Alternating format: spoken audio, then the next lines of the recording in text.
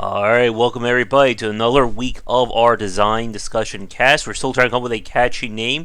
Maybe we'll get finished by the end of the year. But as always, I'm Josh Bycer, and joining me is indie game developer Shark. How are you doing? Uh, I know it's I, we were just talking about this. yeah. Having some trying times, to say the least, hmm with my dad and his health problems, Yeah. kind of thing. But excluding what just happened in the last, I don't know, 15, 20 minutes, 30 minutes, something like that. Besides that, I mean, things are going all right. Not particularly good or bad. Yeah. Um, Yeah. Hoping to get things lined up in Project Triad, but the struggle is real for sure. Yeah. And of course, we are just on the precipice of the holiday season where everybody shuts down, except for us folks who have to work, on the internet day in and day out. So I'm taking a brief, I guess, staycation from my roguelike of calling libraries, but that doesn't mean the work here stops. Nope. And you know what I just realized? We should swap the image. Let me get Uh, you another one here in a second. uh-uh. But we are, of course, after 2 weeks ago having our big Steam, what was it? Steam winter sale. It's now time for the Steam holiday sale. So if your wallet somehow survived the first 2 weeks, we're doing it one more time. And I saw you kind of already succumb, I think, a few days ago. Oh yeah, yeah. I mean, I haven't even played most of the ones from the last cell or the cell before that. I mean, this is what the third cell in what 6 weeks or something, Something like that, yeah.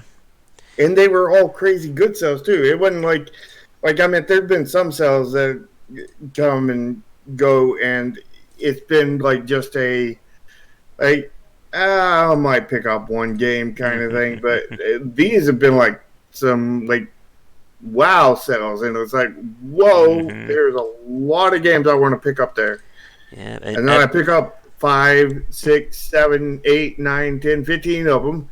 And then 2 weeks later, here comes another one that is just as much wow.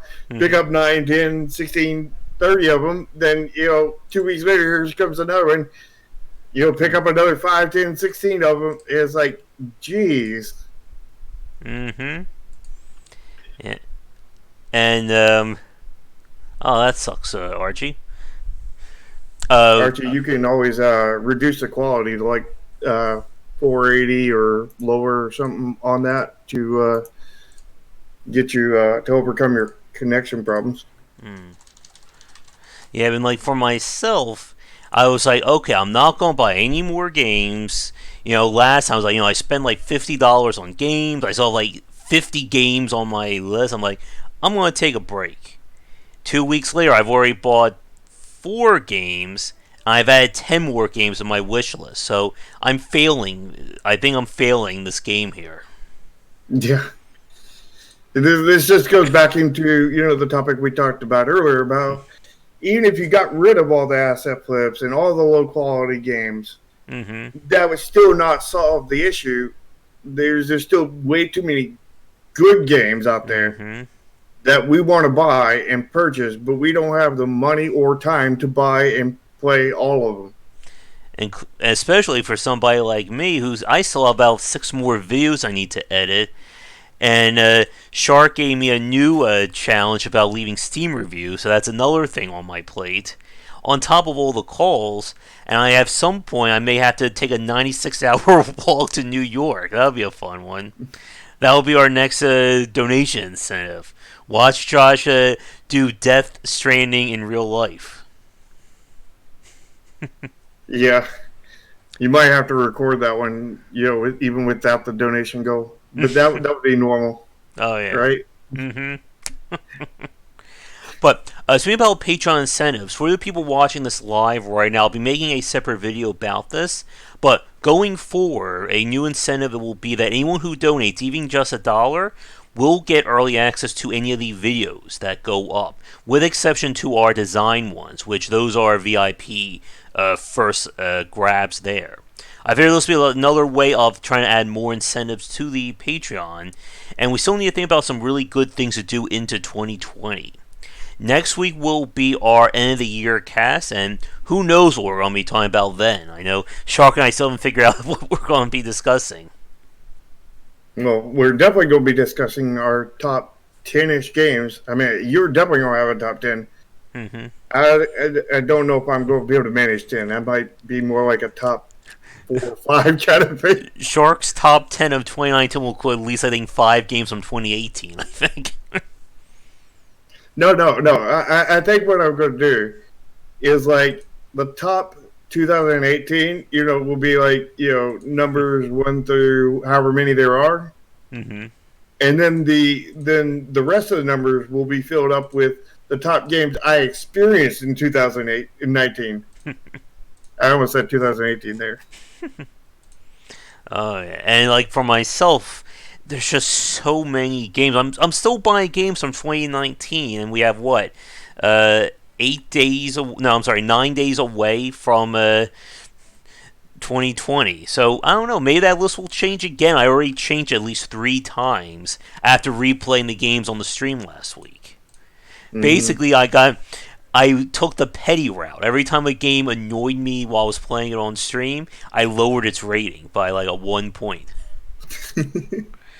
So like Control just got like hit hard there. It's like die of this section. Okay, it's 5th now. Oh, still stuck. Go up to 7.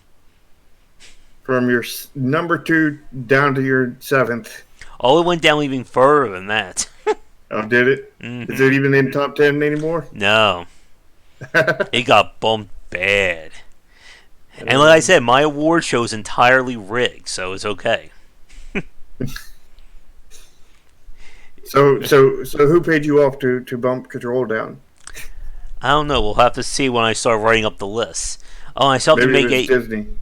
There we go. I still have to do the video too, counting down the top 10 games. And people are also talking about games of the decade. I'm sure you can think of 10 games of the decade, right? That's a hard one. Oh yeah, like I try to do one per year. I'm still having trouble with that because coming up with 10 amazing games like that is just insane. Oh, I mean, it's not insane to come up with them. It's insane to whittle it down to 10. Yeah. I mean, what, did I play like 100 this year? Maybe 200 at this point? Mm-hmm. It was so much simpler back in the old days when I could only play like one game every few weeks. Yeah, I've played tons of games this year. Just most of them did not come out in this year. By the way, I sent you an image there to change out. Let's see if I can do it elegantly here. Let's see. But yeah, I guess while I'm doing this, what games have you had a chance to play lately? Lately, I've been trying to get more games for that list. Let's see here. Lately, I've gone back to a little bit of Oxygen Not Included. Not that I've ever meant to stop. I just got sidetracked on other games. And been playing some 7 Days to Die as always. Not to mention, I also got sidetracked from Factorio, my Factorio server. I've been playing a lot of Legends of the Keepers. I'm really enjoying that. And that's just the prequel to the full game, right? I think so. It's a free game that is not a demo, but it's like a prequel or something like that kind of thing. It has like a DLC to where you can support. It's called a supporters pack or whatever. It's like $5 or whatever. Really? But like, it's complete from my understanding. And now they're building the real one, and like I have gotten so much enjoyment out of that. Like, very weird. I would have. At this point, I would have seriously paid $10 for that, if not more. Mm-hmm. So I'm excited to what they do when they do the actual one. Mm-hmm. That's just been so good. Like And I keep on wanting to play Ori and the Blind Forest. I play like a couple minutes of it, and as soon as I start Ori and the Blind Forest, I get interrupted every time. So I've almost stopped playing Ori and the Blind Forest because I don't want to be interrupted. And tell me Uh, about Legend of Keeper. I think that's a really good discussion when we get to our first main topic, too. oh yeah, And definitely a very strange strategy they went. Speaking about Factorio, I did pick up that game Mindustry, yeah, and I played a little bit of that, and I'm liking it. It's a very interesting take. For those of you who haven't heard of it, it's basically if Factorio was a tower defense game, which like that's a really good way to get a lot of people interested in the game. Just say it's like Factorio somehow. yeah. That's one of the games I just recently picked up in the sale, and that is also one I've been playing recently. Mm-hmm. That and the Rise of Slime I've been getting into. Uh, Been playing Valkyria Chronicles 4 and Shining Residence Refrain. mm-hmm. I got that Trails of the Sky 1 that I need to get back to. I have a big old 15 minutes in it, which for JRPG, what's at like 0.00001% into it. Pretty much. Mm-hmm. Whatever percentage that 15 minutes is of about 40 hours, that's what percentage it is. Yep.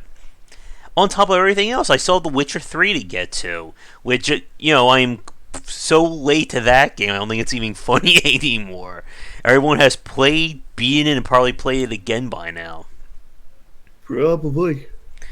And, it's only 2 hours long, right? I could get through that in a weekend. Yeah. You can get through that in an hour if you skip lunch. Yep. But let's get to some major topics then, or we'll be here just reminiscing about all the games we've played and yet to play. Which that'll probably be next week's part of next week's topic too. Exactly. So there hasn't been a lot of like bombastic news this week.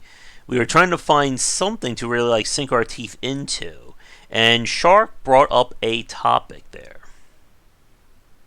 Yeah, it's the newest revelation from Stadia and the Borderlands 3 release. Mm-hmm. And they have, from my understanding, they have first, it doesn't work well on Stadia.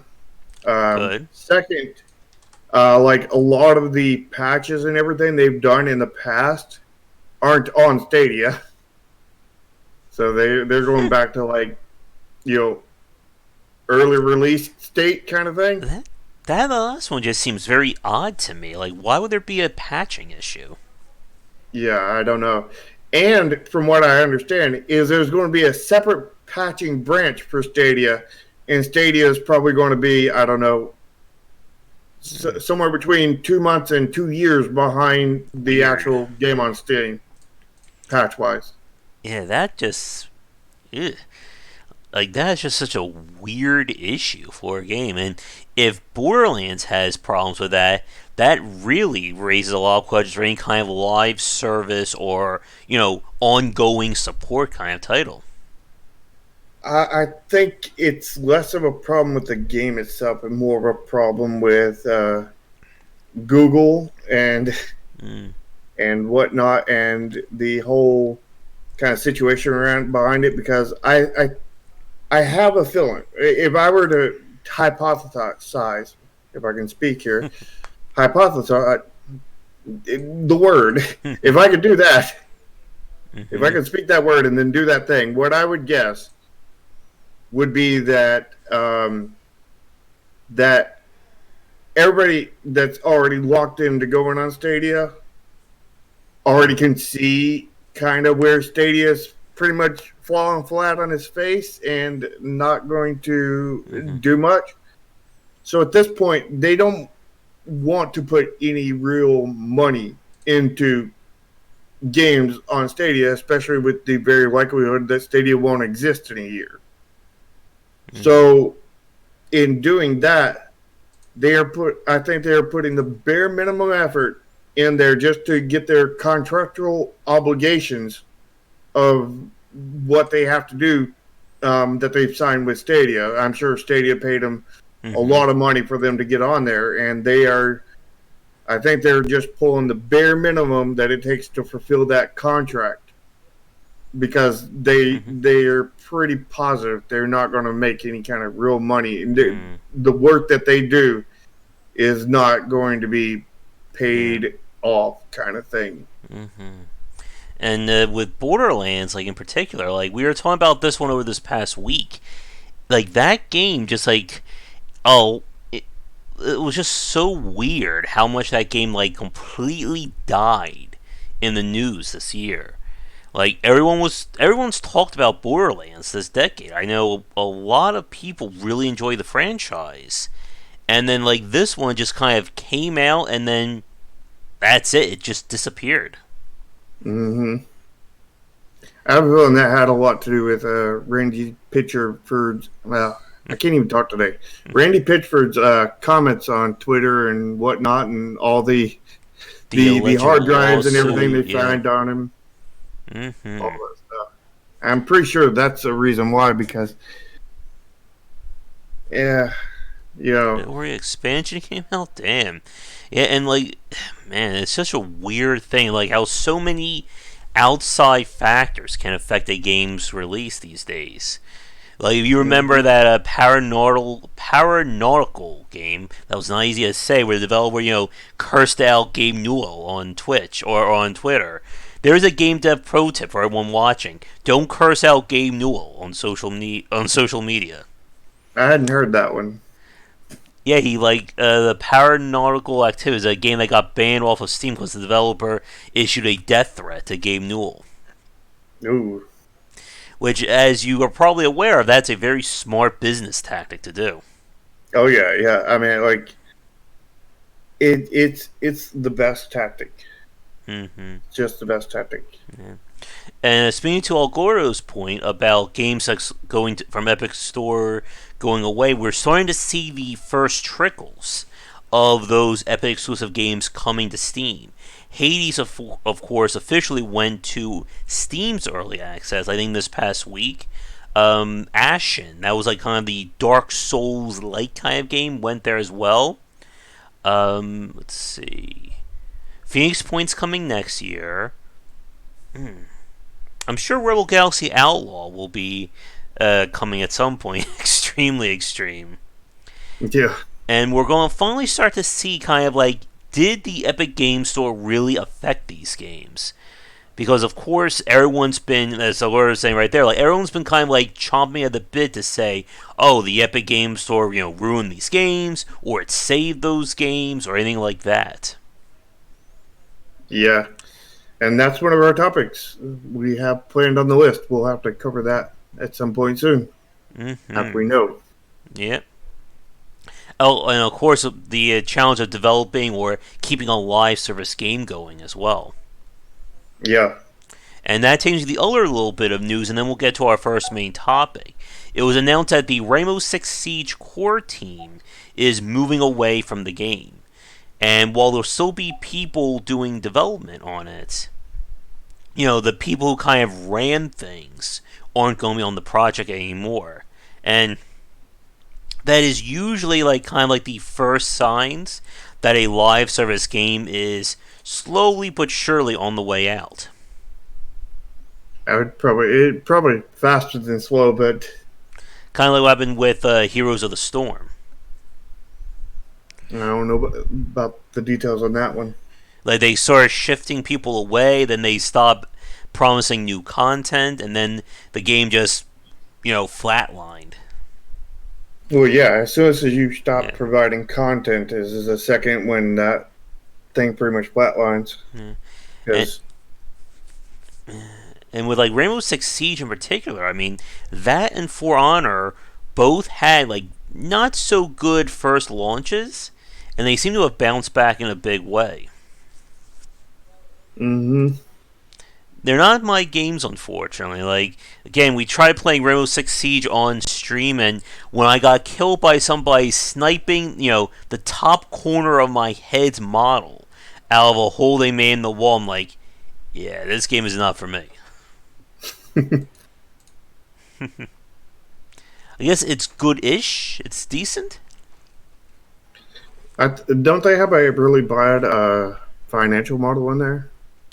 Well, it's all like new cosmetics, new pieces, new champions, things like that. So it's not the worst, but it's not a good one. It's just been okay. Yeah. But it's always been that challenge of these live service games. As the second you stop development, it's a dead game basically, because people don't want to play a game that's not being continuously supported. Yeah. Which brings us back to the old topic of people calling dead games on games that just haven't had an update, or games that were fully released kind of thing. And Mm-hmm. like I can understand it on a live service because at the point of them stop supporting a live service, they just Mm-hmm. it's now a dead service kind of thing. So it did actually die because it's not alive anymore. But Mm-hmm. for a complete game is never dead as long as it's for sale. Mm-hmm. Because it's always the same experience. It's always just as live as it was on day one. Mm-hmm. But the challenge, of course, is convincing people that there's still a game there. And we've seen people say, "Oh, this game's not being supported anymore. Why should I spend any money on it?" Yeah. Such a very weird thing. Fallout 76. No, Well, it. the easy way to think about it would be like let's give the worst example I could possibly do and talk about my game going dead.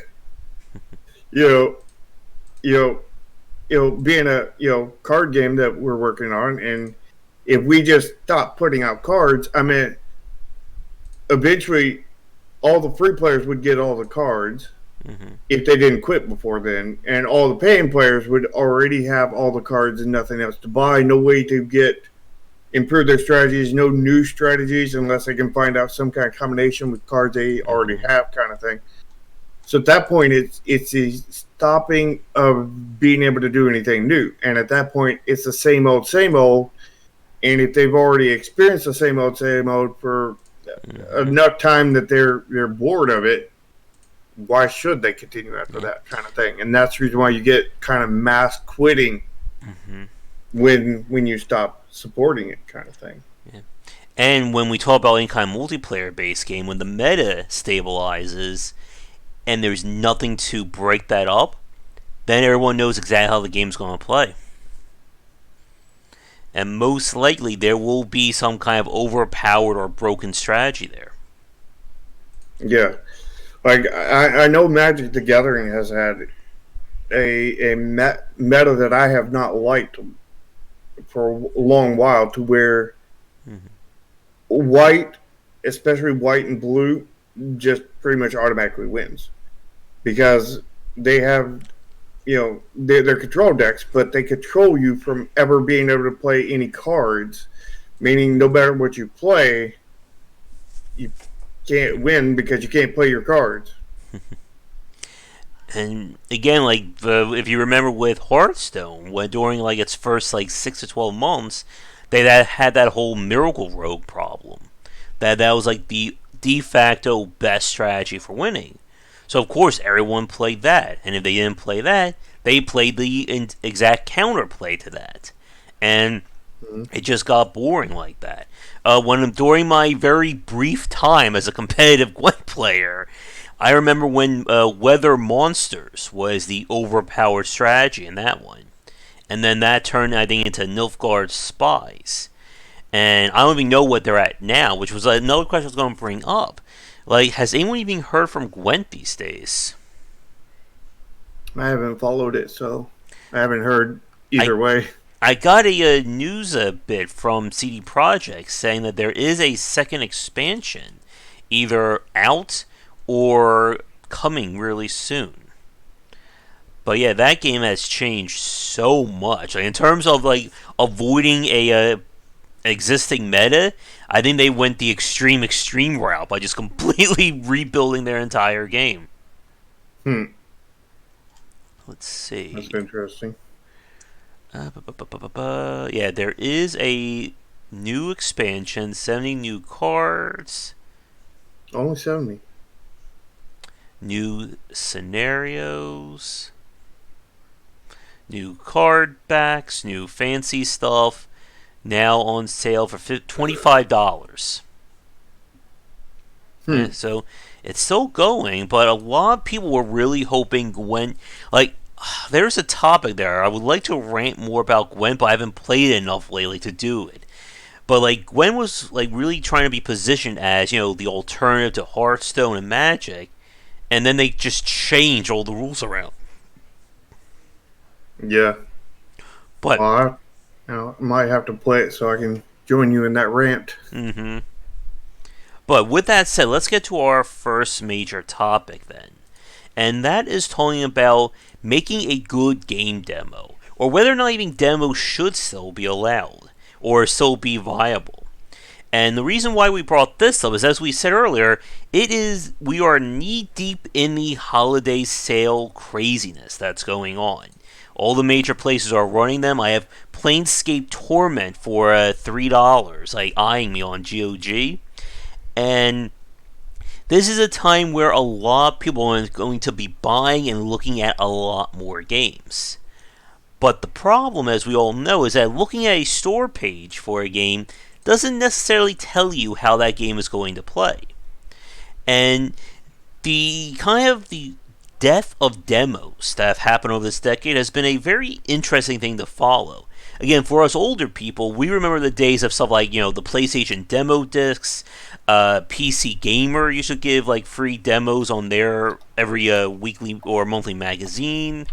And even stuff like Jeff Vogue, who does kind of the shareware model for his demos. But the being able to play a game without putting down any money has kind of become a lost art for a lot of developers today. There are still some noticeable exceptions that we'll talk about in a few minutes, but most often, if you want to try a game out, it basically comes down to making use or exploiting the store's 2-hour return policy. And I want to pull you into this, Shar, as a developer and a long-time gamer. What do you think about the state of demos? Huh. I mean, like, as a gamer, I really haven't done much demos for a Mm-hmm. while. Like, I definitely regret not having demos back before Steam had their refund policy because Mm-hmm. there's so many games I wish I could have returned. Mm-hmm. But now after, I don't really regret it. Like, I mean, not that a demo couldn't help sell me on a game.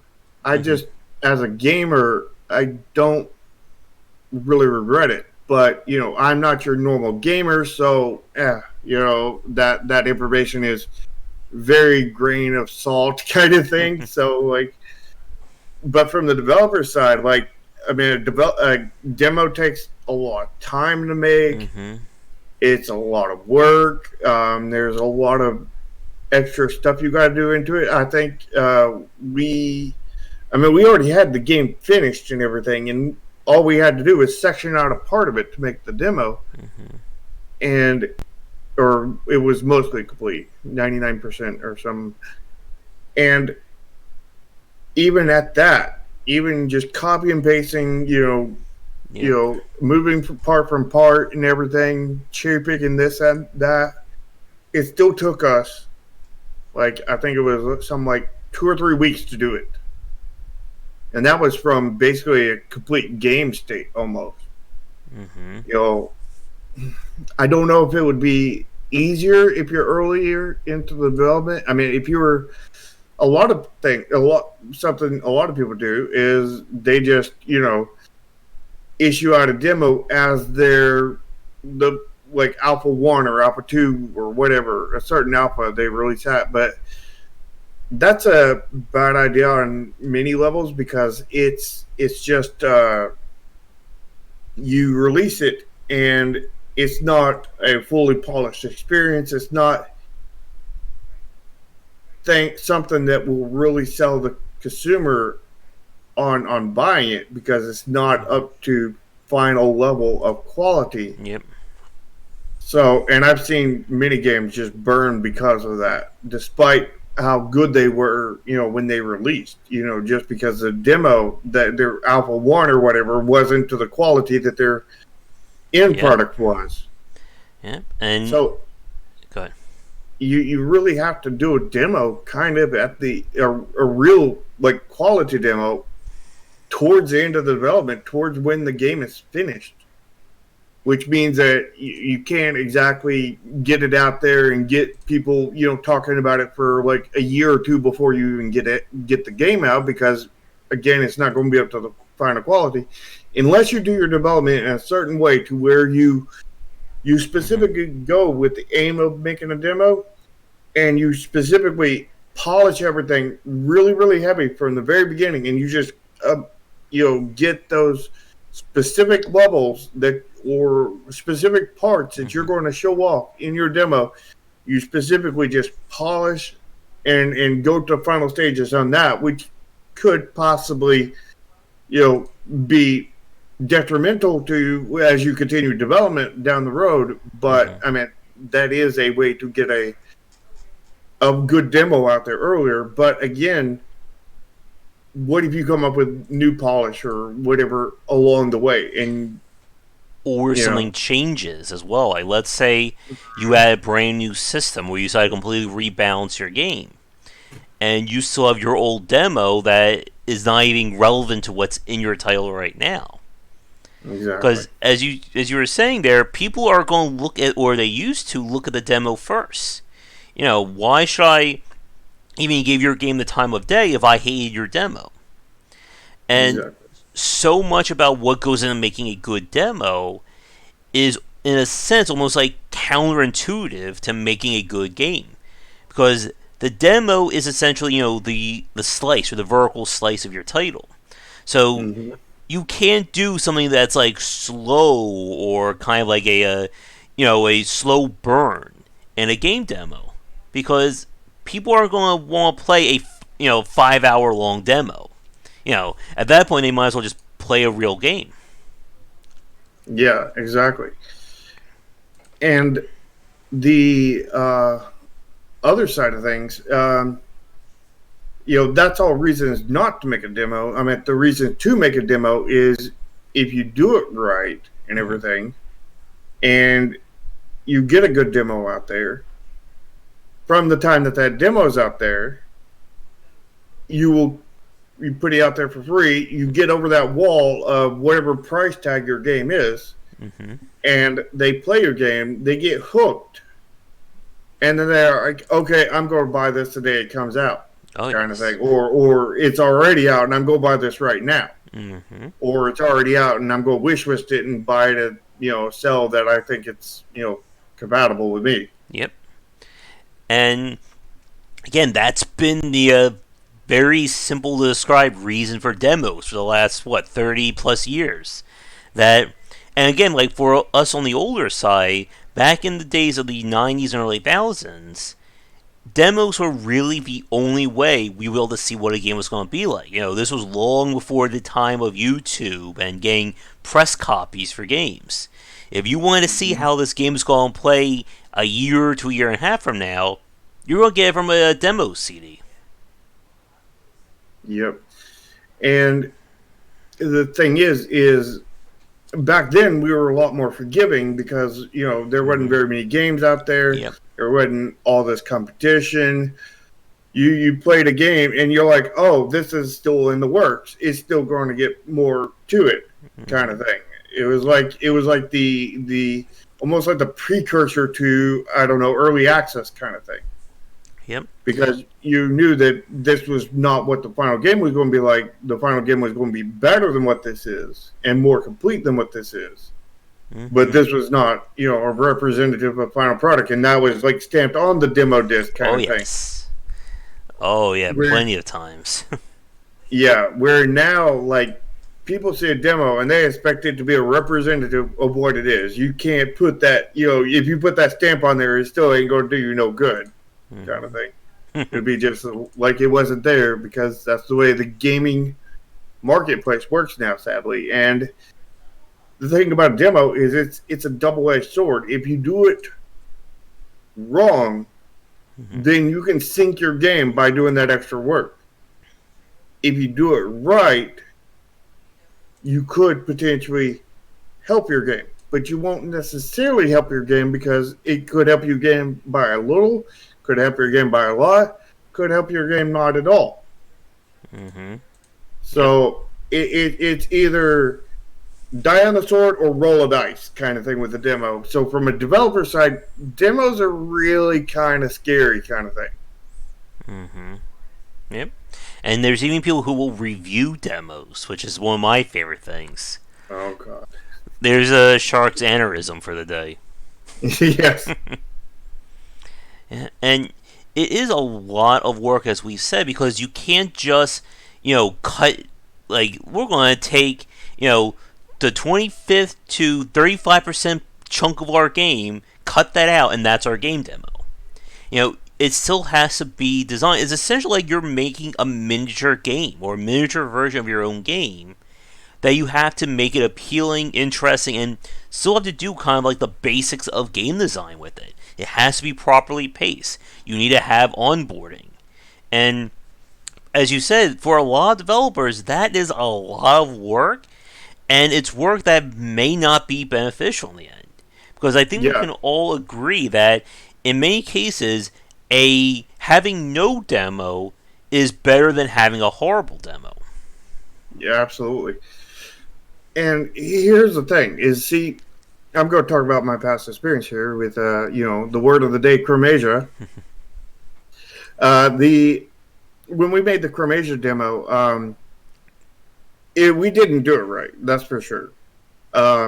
We also didn't put it on Steam either. It was just something that went to DreamHack for a convention. But the demo we made, what I did was I took one map. I forget which one it was. I think it was the third map, the one with the bridge and the water and everything flowing underneath it. I think that was the one. And then took that map and had the enemy still set up the exact same. Everything was the exact same on that map. But we took the cutscene out and replaced it with, I think it was a cutscene from the 12th or 13th map, the one with the everybody's favorite joke in it, which I won't say here on YouTube because it'll get you demonetized. But we put that cutscene in there on that map, and then we our game was already really easy to learn, so we actually didn't do any kind of onboarding at all, which is probably a pretty big mistake, even though our game is fairly natural to pick up without doing it. But that's not an excuse for not doing it. But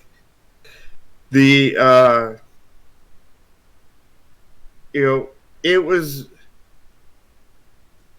of course, there was a lot more into, just doing it than just copy and pasting those two sections, because it took us like 2 weeks to do it. But that was the core of what we did that took 2 weeks.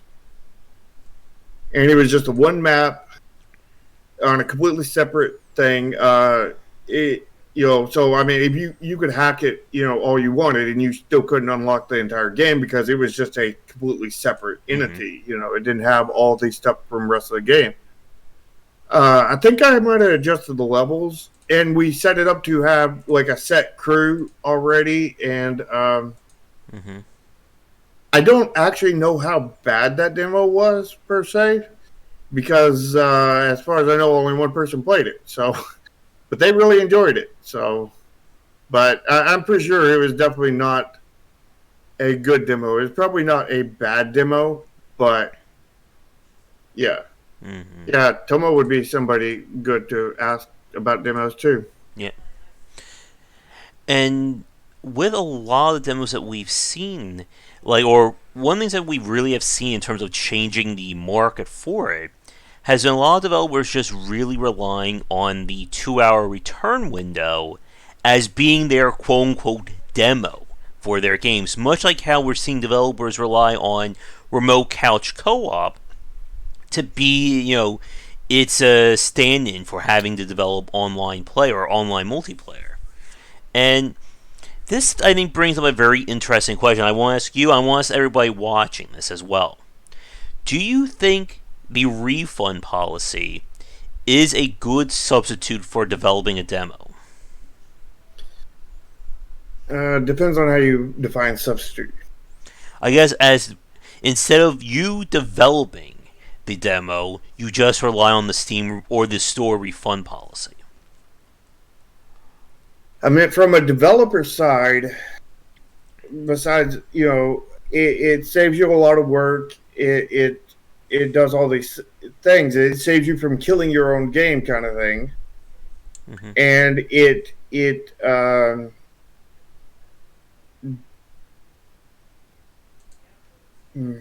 get my words together. Now I completely lost it. I had it and then I lost it.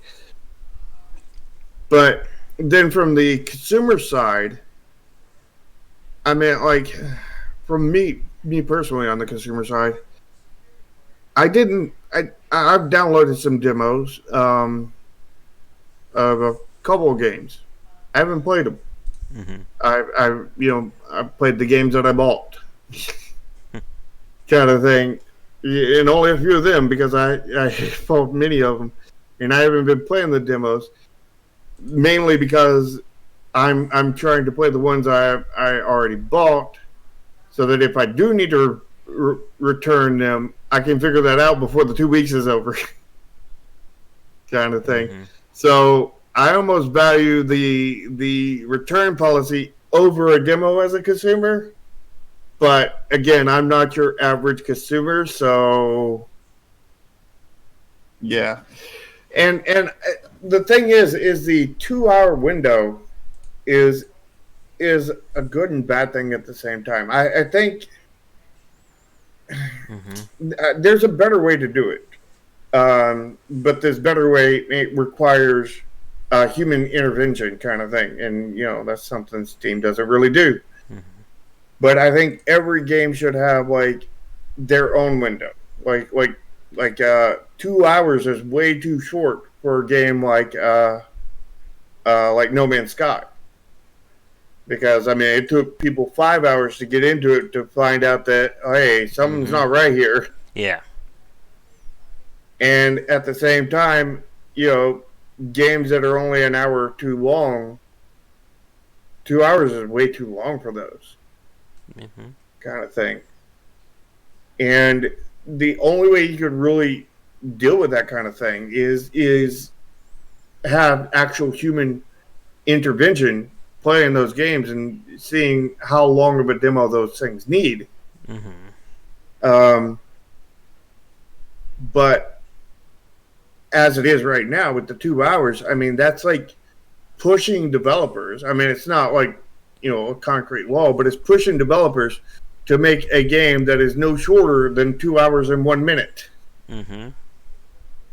Because, if it's just 2 hours of gameplay, if it is the most amazing game, but it only lasts 2 hours, a lot of people, will buy it and then they'll return it because they completed it. They got everything out of there. It was a 2-hour demo of the full game. They got all they wanted out of it, and they don't have, need for any more. That is not all people. A lot of people some people will want to play it again. Some people want to just keep it. Some people won't want to worry about returning it. Yeah. But there will be a large percentage of people. I don't know how large. It could be like 20%. It could be like 80%. I don't know. But either way, it'll be a large percentage because even like 3% of your sales is a large percentage. Mm-hmm. There will be a large percentage of people that will return it, and you'll lose money off of that. So it's pushing developers into making games be longer, which isn't exactly the worst thing, but it's not the best thing either. Yep. Because, like, there's some games that if they were shorter, they would be better. I think a good example would be something you played recently, like that Ghostbusters game that you were playing, the Ren and Stimpy Ghostbusters game, Yeah. rather. Would you agree that if that game was way shorter, it would have been better? Yeah, but at least not doesn't feel as padding in terms of its content. Mm-hmm. It would have been a better experience if it would have been shorter, or they would have had to add more systems and development into the game. But just making it shorter would have made it better, which is odd to think about. A shorter game being better Yeah. than the longer game. I mean, Yeah. but we've talked about this before. If your game is all right with 3 levels, just add 200 more to it, and you'll have a number one bestseller, right? Yeah, it doesn't work that way. Yeah. And I think going back to a point that you just said there, that kind of like the perfect world solution would be to have somebody play the game to figure out how much time should you need into it. Like something like that could be like a very interesting concept, kind of like the middle ground between a demo and the idea of having like a shareware version of your game. Like again, like one thing Jeff Vogue has done for a long time is like he releases the shareware version, which is maybe like you know the beginning plus maybe a few quests, and then you get to that point where it says, okay, this is the end of our shareware version. If you want to keep playing the game, you can, but in terms of main story progress, you're done.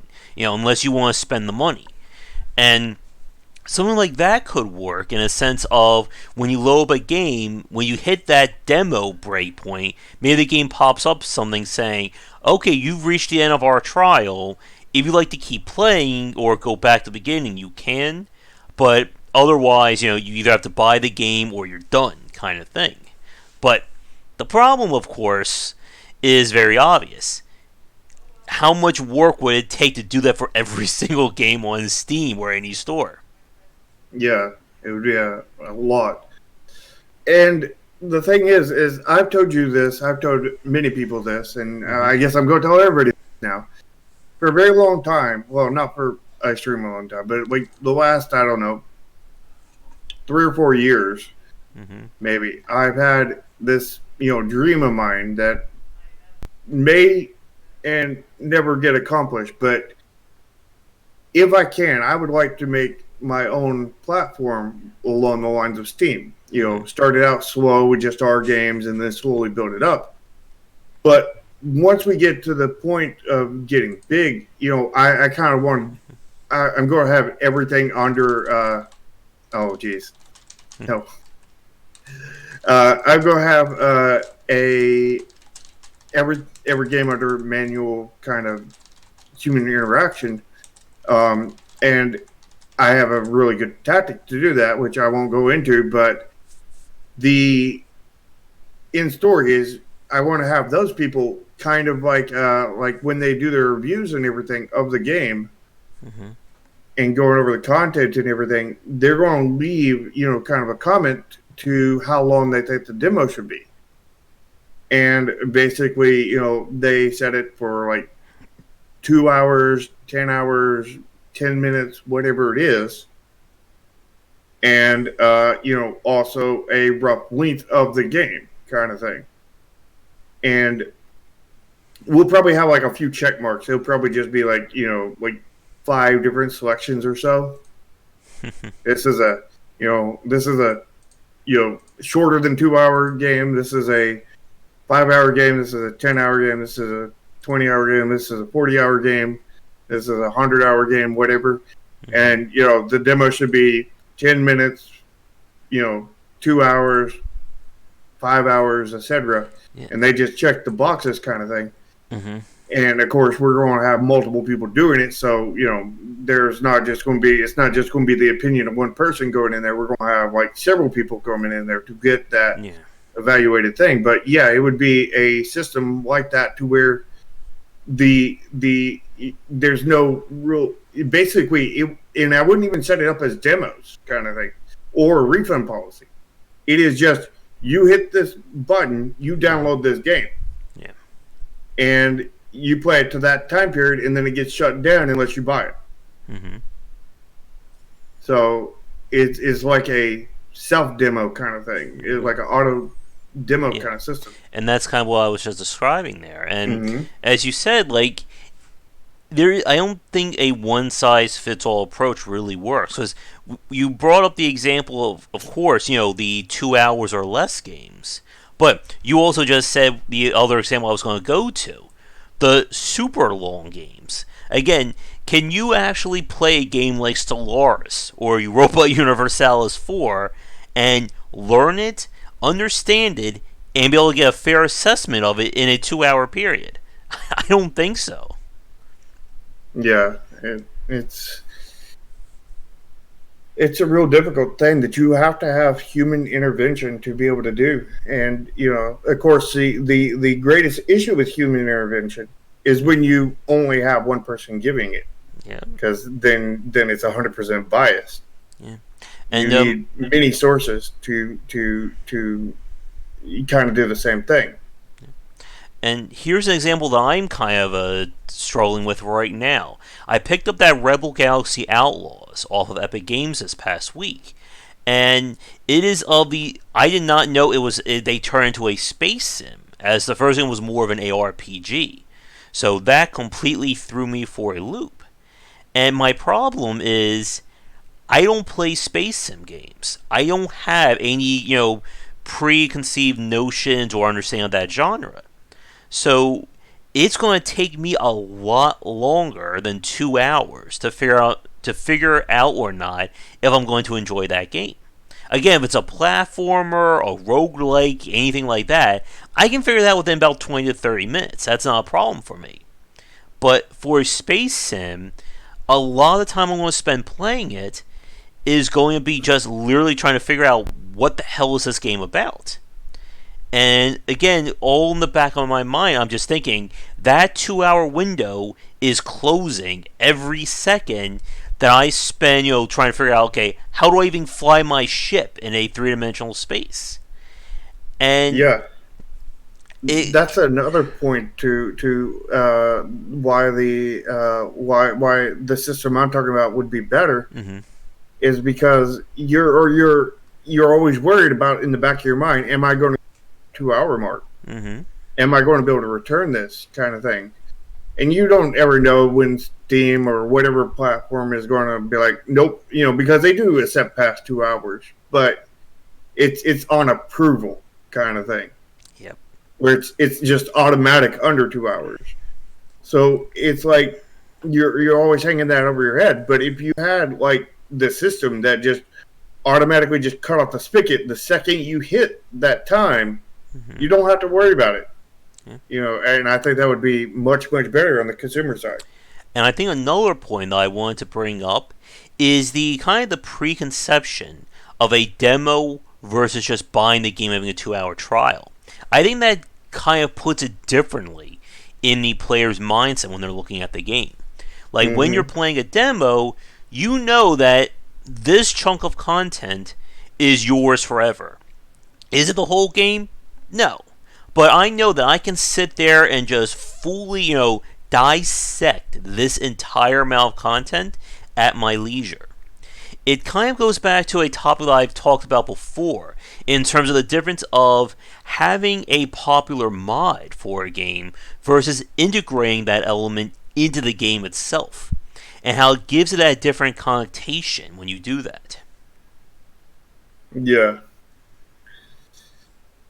it is kind of tricky because you're worried about that timer. You're worried about being able to check out the game enough, which again, you need a long enough time, but you don't need too long of a time to check it out. Mm-hmm. And it's one of those safely extreme examples where it's got to be not too long, but not too short. Can't be too safe, can't be too extreme. It's got to be safely extreme Mm-hmm. kind of thing. It's got to, and you have to have really human interaction to do a system like that. And with with Steam, obviously they don't. It's just a 2 hour automatic, and then after that, it's questionable on approval kind of thing. Mm-hmm. So, and at the same time, you have to put your money down to even try it. I mean, you Yeah. don't have to put your money down on the demo. Yeah. And the thing is uh, not having the demo, not having that free way in, you're still fighting the barrier, the entry barrier of the cost of your game. Where when you're free or have a demo kind of thing, you bypass Mm-hmm. most of that barrier to entry because that's where free to play games are, have like all the luck in the world right now because there is no barrier to entry. Yep. Well, there is technically. The barrier of entry is them hitting a button and waiting for the internet to download it. That's the barrier of entry. Mm-hmm. Versus, like a $15 game, the barrier is $15 and then then you're already invested. There's no way you're not hitting that download button, and there's no way Mm-hmm. you're not waiting for the internet to get that. Yeah. So like it's when there's a demo or when there's a free way to do it before you put money down, it just greatly lessens that barrier of entryway, which is a good thing, but it's at what cost? Is it the cost of you putting out a bad demo? Is it at the cost of you putting out a good demo, but it took you very long time to put it out? I mean, Mm-hmm. what is the cost? And Yep. is it worth it? And that's an answer I do not know. Yep. And I think O'Gurley has a really good question there. What are your thoughts on the free weekends? Or having that period where anyone can download the game for free and they can play it basically just completely, at all. Like if you want to sit there and try and beat that game on that free weekend, you could do that. And I don't know. I think it's a partial solution, but I think it still runs into that issue when it comes to bigger games. Yeah, for me on the free weekends, those have never worked out. But for me as a consumer, because I've gone, oh, this is a free game, for the weekend. Okay, I'll download it and play it on the weekend. And then I go to boot it, and it's Monday. I've never actually been able to play the game during the weekend that it was available. And it's like, well, crap, now I need to uninstall this, and then the next one comes up, and I'll install it, and then I miss the weekend again. And it's just like I'm always missing it, and it's gotten to the point where I see that now, and it's like, yeah, I ain't bothering. Go away. Mm-hmm. But from a developer side, I mean, that's an easy way to do it. Certainly, it Mm-hmm. may not be the best, kind of thing because if your game is too short, kind of thing, that would be bad. You would want, you would really want almost a live service kind of thing to be able to do that with, but live services are generally always free anyway to begin with.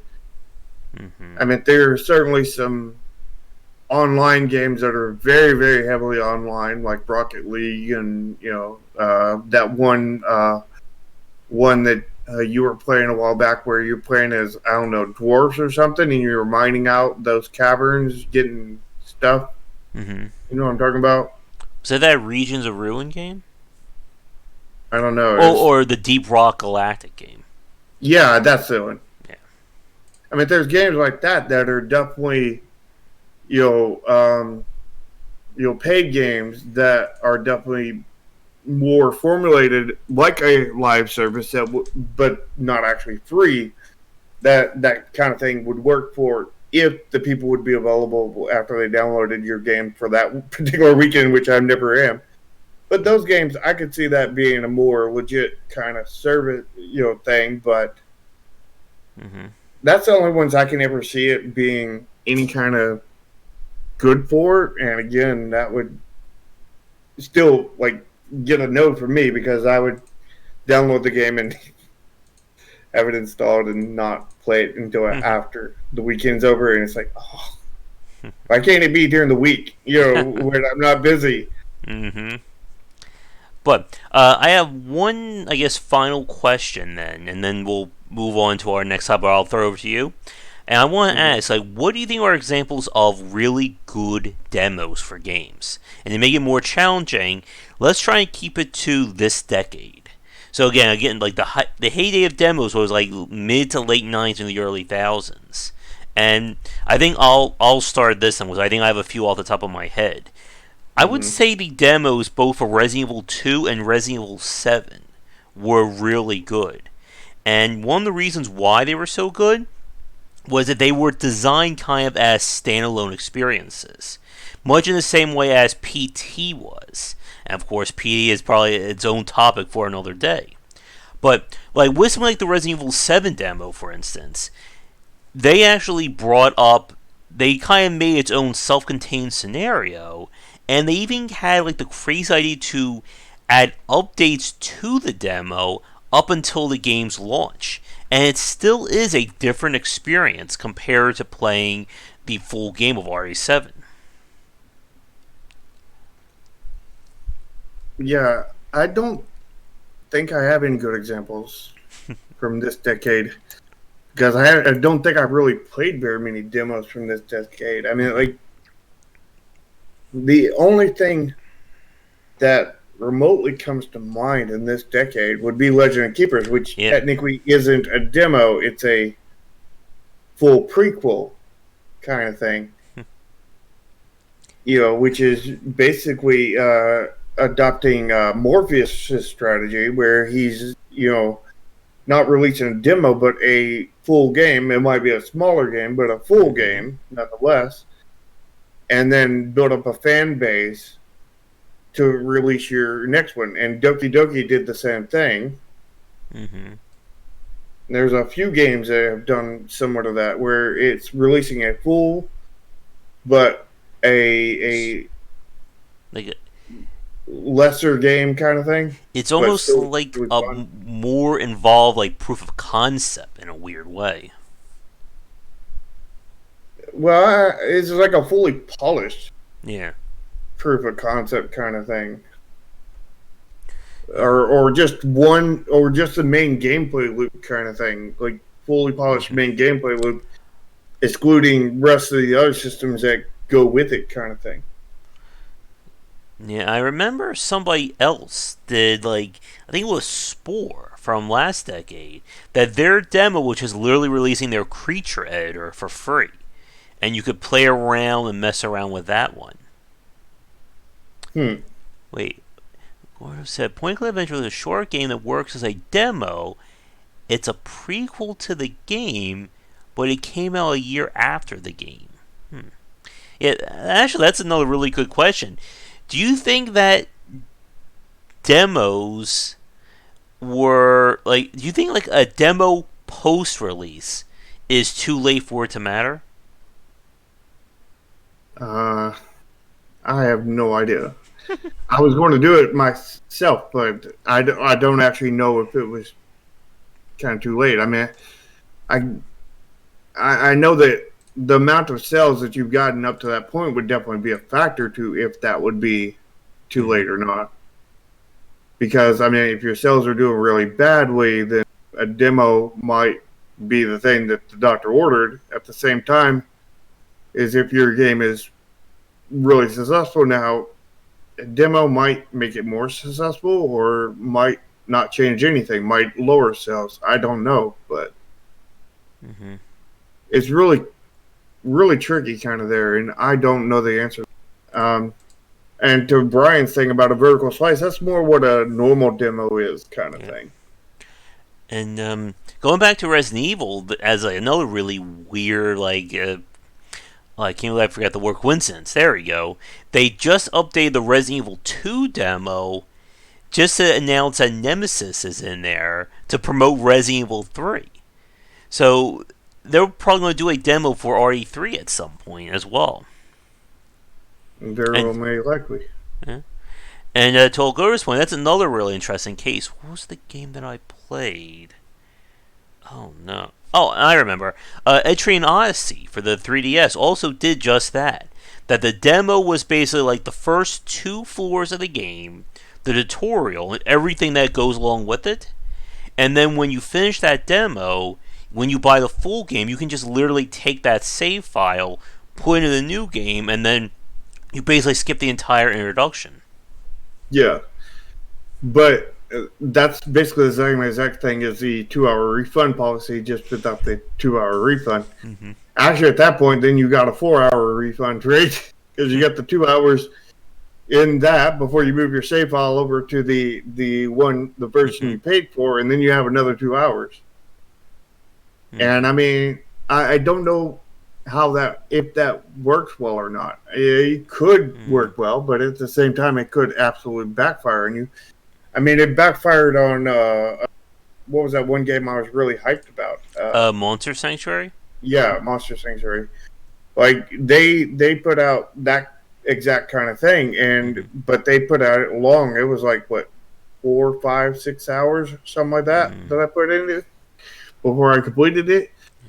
And I played all that, and then day one went and bought it.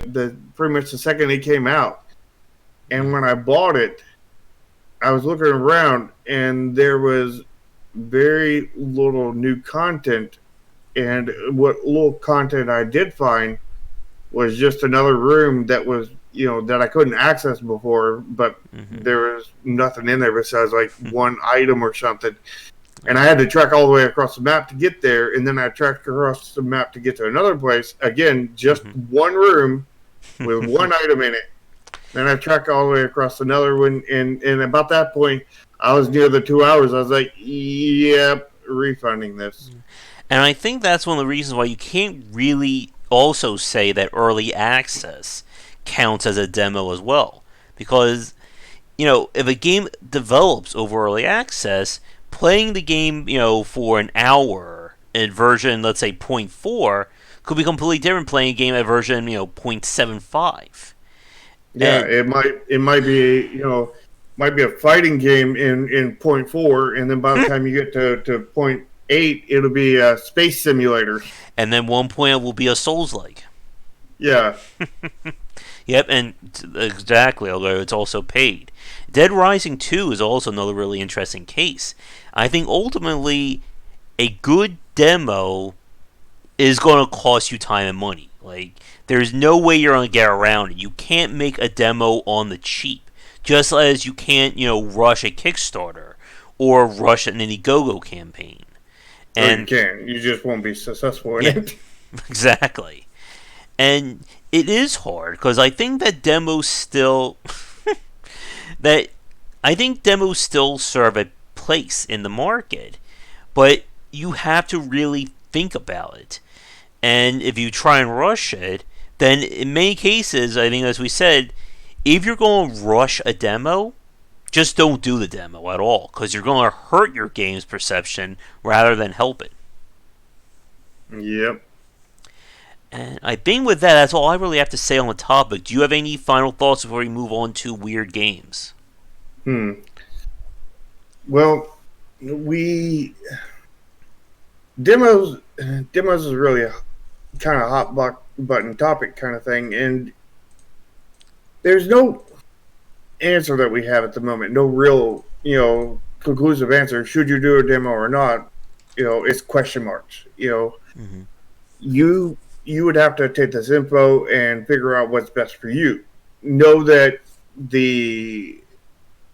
if you do the demo badly, it can cause your game to tank. If you do it really good, it'll take a lot of time, a lot of effort, and it still may cause your game to tank. And it may cause your game to do whatever it was going to do without a demo, and it may cause your game to do even better. It's just a roll of the dice and your specific situation, because your specific situation modifies what's on the dice heads kind of thing. Yeah. But it's just sad that there's no real conclusive answer that we can give to that, because I don't even know myself. I think the real winner here is free to play games. because Mm-hmm. you don't have to overcome the entryway with the funds. You have it for unlimited time. You don't ever have to worry about refunds. You don't ever have to worry about any of that stuff. Nothing hanging over your head, and you're all good. The only thing you have to worry about is when they put abusive practices in there, which is like 99.99% of the time, which is why they have such a bad reputation, despite them having like all of those advantages. Mm-hmm. Yep. So, And Factorio is still in early access, and who knows when yeah. that game will ever be released.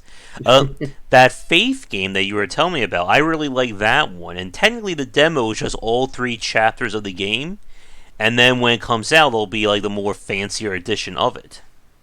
Which game? Faith, the Unholy Trinity. Are you sure I told you about that one? No, El Gordo told me about that one. Oh, Yeah. okay. I was like, I don't remember that game. But I think with that, let's move on to our weird games segment. Hopefully, the Santa Shark will get there. Let's see. Nope, I have to update it 1 second. Probably have to do that as well.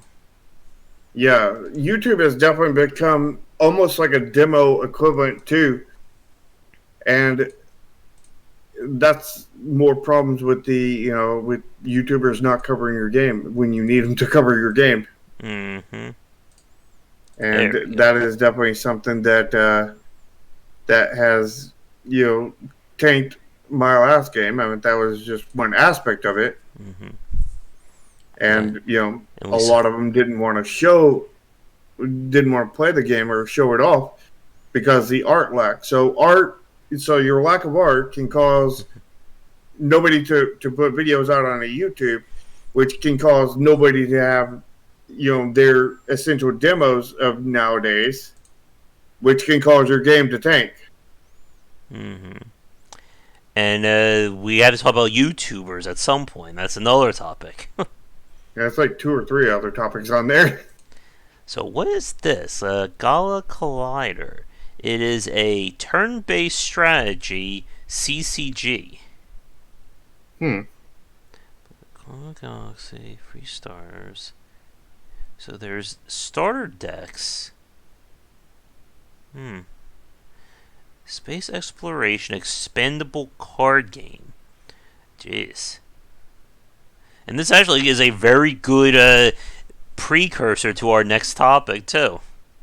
Yeah, just maybe keep that open in other tabs. Hmm. Very interesting. How is this an action adventure game? I mean, the same as Call of Duty. Oh man. Call of Duty's an action adventure game. Remember that? Mm-hmm. Oh my. I think Josh just had his Yeah, aneurysm. there we go. I'm gonna put in for this one. Early access, free to play. Let's see. Very interesting there. Being free to play, Raccoon. you'll probably just automatically get the key. Eh. What the hell?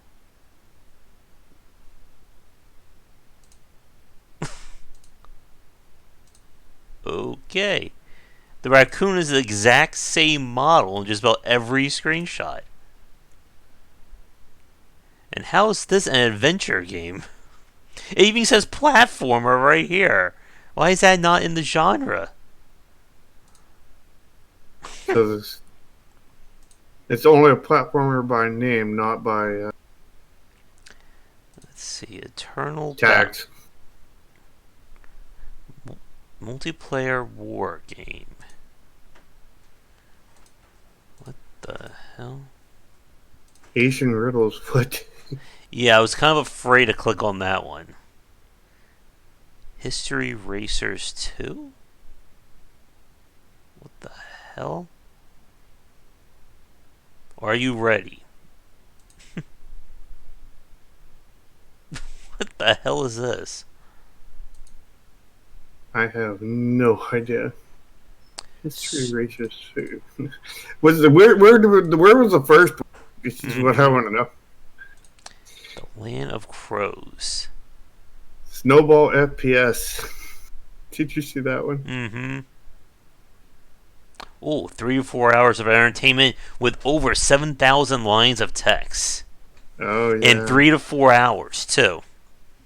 Yeah. A lot of walking. This game is not a talkie. What? What? It has a lot of walking, but not a lot of talking. You can't walk the walk or talk the talk. It's not a walkie-talkie. Mm-hmm. It's just a walkie. What is Card Princess? I don't know. Posterio is a small game. Okay. Ooh, 11 levels, 5 secret levels. So half their levels are secret. That sounds like a great design element. Just make half your level secret. Card-based RPG. What the hell? This seems like Draken's kind of game. Do we summon Draken? Maybe. Swing deck. Pick Assembler. The Amazing TK Suburban Nightmares. Christmas Crisis. Which is going to lead us right to our next topic, BDR, because that's exactly what our next topic's about. What you put in the description of your game. Draw Engine.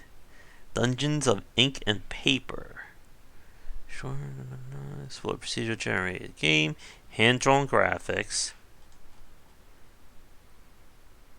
No screenshots, which is weird.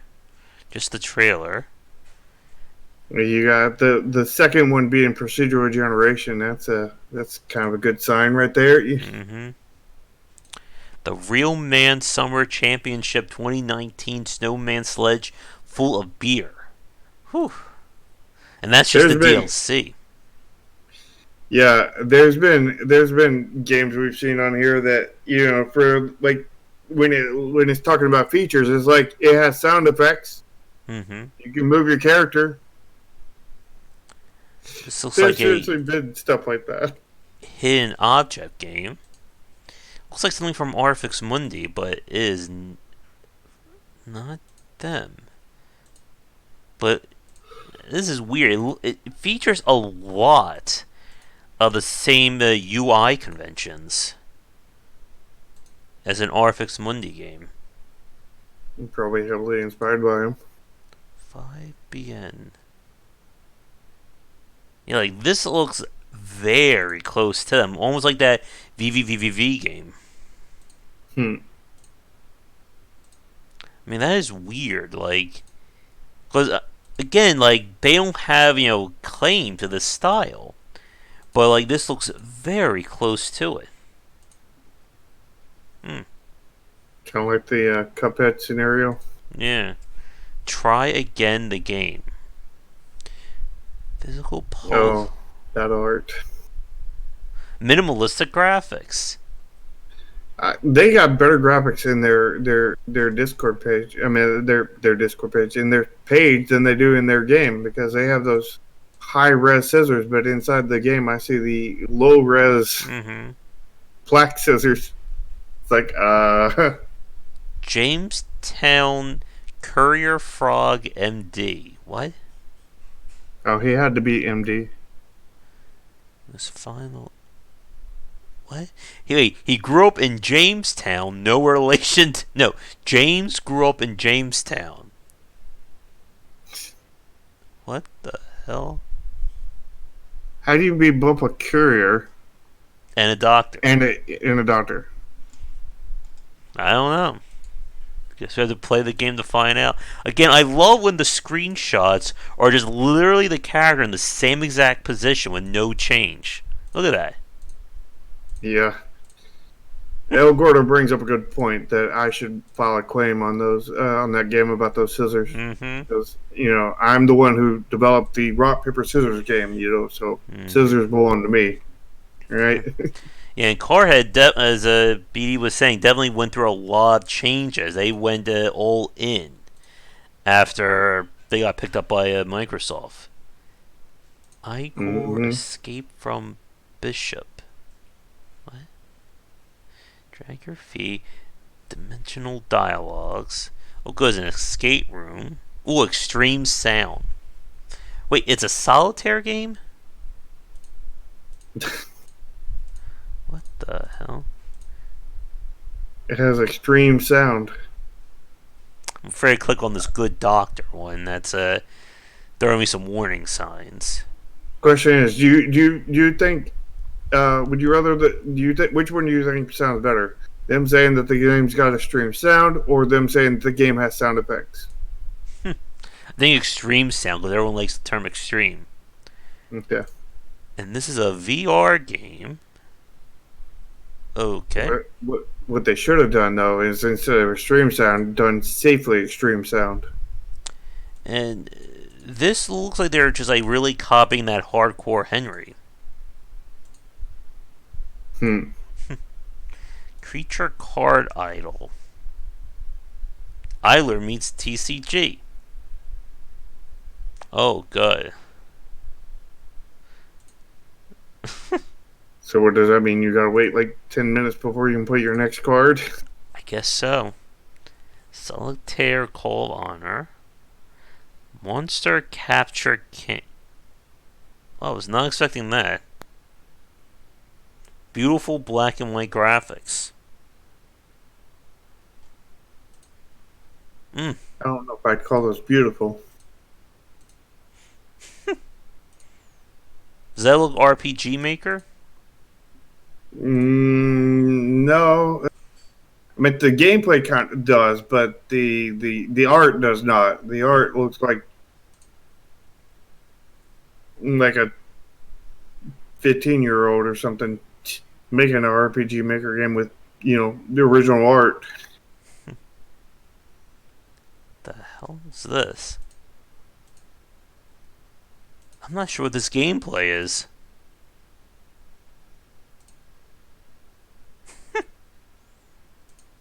It's a good question. League of You might Pixels. have to request a key to that just to find out the answer to what the heck is this gameplay. The hell is this? That's a good question too. It's like a physics puzzle style game. Hmm. Tuhu. I'm kind of nervous to click on that one. Axial? Card What? Princess apparently already has DLC. There's that weird game from last week. Wait. Wait a minute. Number 3 and number 2. They just released like 2 games on the same day?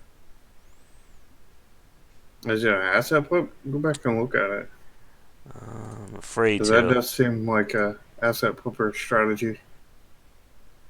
The hell? What is this art? Yeah, that's assets. Choices that matter. Hmm. Alright. And this is all coming in the next week, too. Alright, 2 more pages and then we'll get to our final topic then. Power Rangers is still getting updated. Yang 2020 Path to Presidency. Another solitaire game. There's that Mr. Joshua Carrot, which I am very nervous again. I don't really want to click on that one. You need to get that one. Sushi And there's Girl. Mojo. Finally woke up. Oh, hello Mojo, and thank you for the super chat there. What the heck is that character doing? That's a good question. I have questions for this section. It's almost like it makes me think like it's like like a PUBG or whatever. you're giving out call signs or whatever, and then pumping your gun or something. But that makes no dang sense. I am really afraid to click on Monster Girl Guard. I think that may summon Draken. Death Trap Dungeon, the interactive video adventure. What? That sounds like a AMV or whatever. Is it AMV they called it? Or no, it's not AMV. FMV? Yeah, FMV. That's 3 letters. What the hell is this thing? Probably FMV game kind of thing. Gets 5 hours of video too. Which means that the game is probably like 5 hours and 10 minutes long. Voice is cutting out again. Unicorn Kingdom. Unicorn Tales. Presumably, I thought that said Unicorn Wars. Ooh, accept and fulfill quests. How about you accept and don't fulfill them? You see that BDR?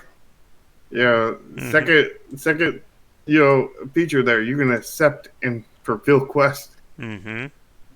Ooh, find books with the option of fully voiced narration.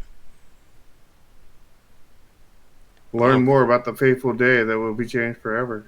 No microtransactions ever. Ooh, original music. It's better not have the music you stole off a CD. Yeah. Optional enemy combat system. I think we need to play this game on Christmas Day.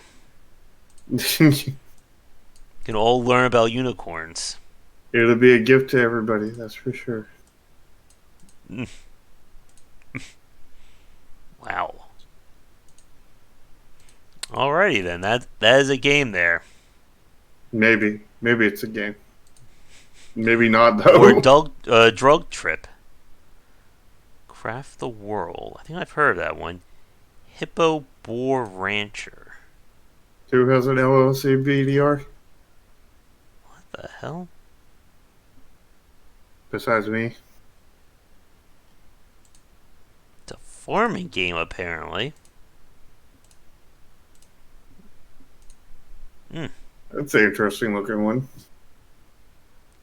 I don't know if it'd be any good, but it's interesting looking. Gem Jam. When the shutter stops. There's so many games I'm just really scared to click on here. Cthulhu Saves Christmas. Story and Dream World. Volcano and Possession. Cthulhu Saves Christmas. More chickens than you would expect in a Christmas game. Tentacles. That may have summoned Draken too. Yeah. If Draken doesn't come here, I'm going to be severely disappointed. I want the spin-off Cthulhu Saves Hanukkah. Well, now we gotta do all, like kind of Ernest Saves Christmas, Ernest Saves, Yeah. all these different holidays. Cthulhu saves all these different holidays. Cthulhu saves Valentine's Day. Oh God, there's a game menu UI for you. And the summoning of Draken. So, easy, normal, hard. The protagonist is a student and a dream talent. What? I don't think English was the first language here. My game is important for fun, but also for storytelling. So there are some dialogue in the game. I don't think English was even the second language. After a certain amount of time, the boss comes out and dialogue to the player and starts a duel with the player. Does your game have dialogue attacking the player? Or? Yes, we have dialogue attacking the player. It's like Undertale, but with dialogue attacking you instead of hearts and stuff. In this mode, there are no enemy and no dialogue to the boss, and it's a little harder than normal mode boss. Yeah, this sounds like a Google Translate. Okay. If they all wrote it in some language and then just Google translated it to English. The floor is still really cheap lava. Really cheap lava? It couldn't be really expensive lava? The ugly Christmas sweater game. Sounds like they cheaped out on the lava in that game. Bad girl. Okay. Long loot the king. What is that thumbnail? It's a good question. What the? Why say you reap what you sow? Play through Pac-Man inspired levels. Pac-Man got gritty. Brig 12. What the hell? It's a strategic RPG with deep character progression and card collection mechanics. Every screenshot looks like it's from a different game. Yeah, it kind of does. And it's free to play. I'm sure it's an indie tag. Oh, no, it's not. Now, then this is AAA. But what is an indie game? Oh, we'll answer that one time when we cover that topic. Mm-hmm. Alright. And this is still all coming out before the end of the year. I'm afraid to click on that one. Microtransaction Simulator Game of the Decade Deluxe Edition. Well, now we know what the game of the decade is. Mm-hmm. It's an all-new open-world platformer shooter FPS battle royale MMORPG VR from genre veterans there. Whew. Oh yeah, that is definitely game of the decade. No microtransactions, riveting plot of microtransactions, side missions, but no replayability. More loot, more loot. So when we do our game of the decade, we gotta have on that number Mm-hmm. one on the list because it's the game of the decade. Oh, and get the Says it blue right there in the meth title. DLC and the black cocaine. And now I'm gonna get demonetized for saying that.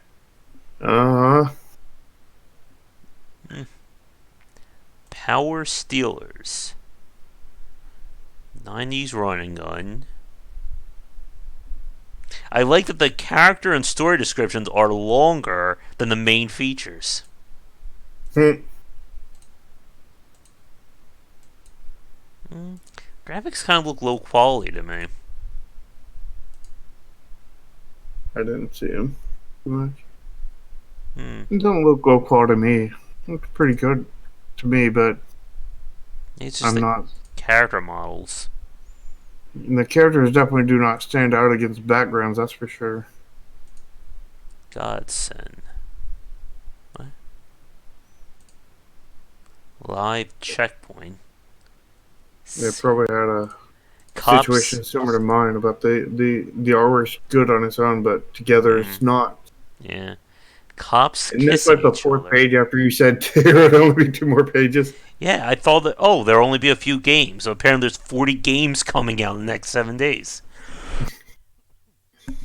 That surprises you, how? Shouldn't at this point. Yeah. Alright, well, let's get to our final topic then for the week, because I think this will hopefully be a quick one. The final topic? Yeah. Alright. So, we're going to be talking, as we said, about writing descriptions or trying to describe a game to somebody.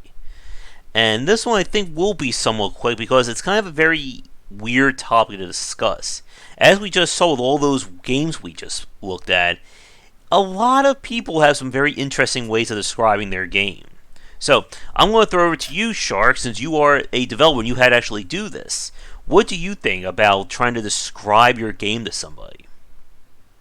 Well, I think you need to, when you make your description, you need to make it out in many sections, like main features, story if your game has it, describe the gameplay, this kind of thing. And you number one need to have a game that's good enough to publish, first of all, which I think if one of your main features is having sound effects or 3 levels, probably not ready to publish. And I think the days of you kind of ironically saying your game is bad in the description to convince people to play it, I don't think that works anymore. Did that ever work? Eh? The people who kind of like hate watch a game, maybe Your first psychology? don't buy this game. Don't buy this game. It's too similar to what's that goat game? Mm-hmm. It's too similar to that. Don't buy it. You won't like it. And we look at store pages for games. I think, as you said, like having it broken down to various sections is very important. Not only does it help people easily learn what your game is, but it just makes the page look nicer as well. Yeah, and I think a lot of part of your Steam your page that you put out, whether it's a Steam page, a itch.io page, a Keymailer page or whatever. Of course, I think Keymailer page is just automatically upload from Steam, Yeah. the copy and paste. But whatever page it is that you make, formatting it and making it look good is definitely a benefit. I think even including embedding some images in there, in GIFs in there more specifically, in most cases, is beneficial. Which is something we did not do, but it would have been beneficial. Do as I say, not as I do. Mm-hmm. I've learned my lessons, kind of thing. You definitely need to make sure it is spelled absolutely correct. Like even today, even though I've gone back and changed the spelling error here, a little spelling error there, despite it all going through a spell error check, I still get people today that comment that message me and they're like, "Hey, you know that this is misspelled and this is misspelled and this is misspelled, and or this is you should have a comma here." Mm-hmm. There is so much of that. And I don't even know if they're right. That's the thing. They could be wrong on their English and think that it needs that, but it's not. And then I change it to that, and then somebody else will come back and tell me that that's wrong, and then I'll change it back, and then somebody else will come back and tell me that's wrong, and I'll get the same thing changed like 20 times, and every change is wrong. Like it's ridiculous, and so try to have absolutely perfect spelling on everything from day when you put it out. That's one huge suggestion I would have, because people will mention that to the point of annoyance. You can't tell I'm annoyed about it at all. And to BDR's point about if people say a game is bad, you should play it. I don't know. I think, as we were saying, there's just so many games being released these days that I can't. If somebody told me you should play this game because it's horrible, I got too many good games to play. Why should I go play a bad game? Yeah. If somebody told me that I should play it because it's a bad game, I'd unfollow, unfriend, whatever, and be on my way. Because I don't need that kind of thing in my life. Yeah. And like when we go look at some of these descriptions for a lot of the games, like you need to be able to explain to somebody what your game is. Whether you use terms, it's an action roguelike. Like you want to avoid, I think, what's that term? I think word vomiting or something like that when it comes to a description for a game. Yeah, you definitely don't want to word vomit out in the description. But at the same time, when it comes to tags, you want as many as applicable kind of thing, which is kind of sad. It's like that, but that's the way it is. And, it just leads to confusion and whatnot. And the sad thing is when I'm working on Steam and everything, I can put every single tag on one game. every single one of them. There's no Mm-hmm. restriction. But whenever it displays it on Steam, it picks 5 random or 6 random or whatever of them and just goes with that. Mm-hmm. And the fact that developers can't even control that. I mean, like, let's just say that legitimately there's 30 tags that your game falls into.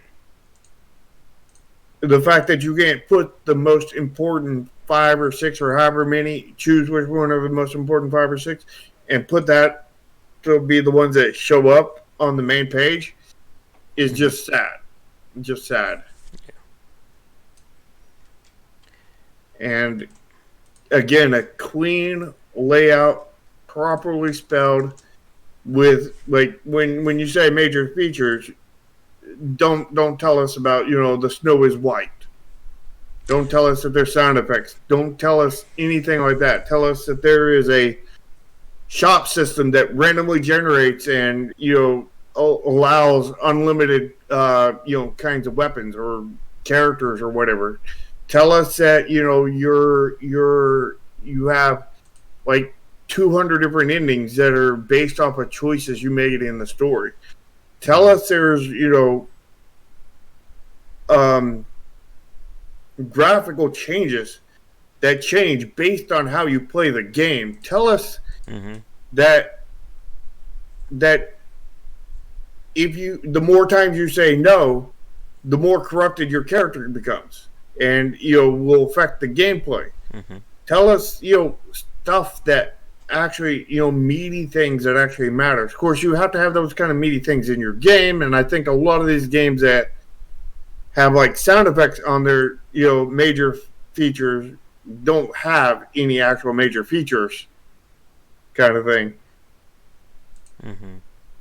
But you definitely need to have like meaty, very meaty major features. And I would say that if you have too many meaty features, maybe just pick your meatiest of your meaty. You don't want to overwhelm them with like a 500-piece checklist.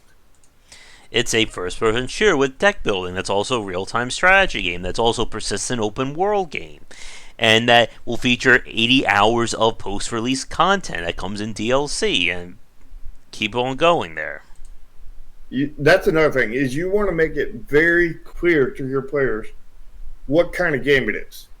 Clarity is absolutely critical in that description. You want everything to be clear, concise, and to the point. You don't want it to be too long either.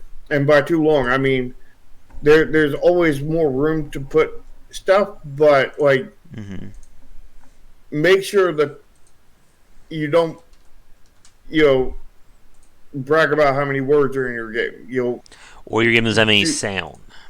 Yeah, you put the important things in there until you run out of important things, or even cut some of the important things out. The lesser important things, cut them out, kind of thing. You want the players to read, the consumers to read from the top down to the point where they either get to the bottom and they finish it and they buy it, or before they get to the bottom, they go up there and hit the buy button. You want everything to be interesting, everything to be clearly read, legible. No messy handwriting. Don't handwrite stuff and then post that up as a GIF or whatever. You want everything as clean, easy to read, concise, to the point, down to the bottom. You're trying to sell them on your game. You're not trying to write an essay or get all the words in there or tell them everything about the game. They just need to know what they need to know, basically, to get them to buy it. So here's a question then for you.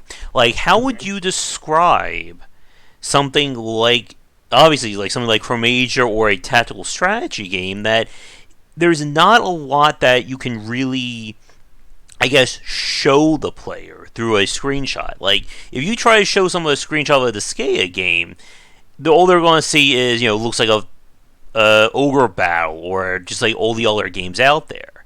Like, how do you show somebody kind of the depth of your mechanics in the description? Well, for example, with Chromasia, I would tell them something like, I would first start off as it's a tactical RPG. I mean, that is a huge bit of information right there. They'll instantly know where they're going from that point forward.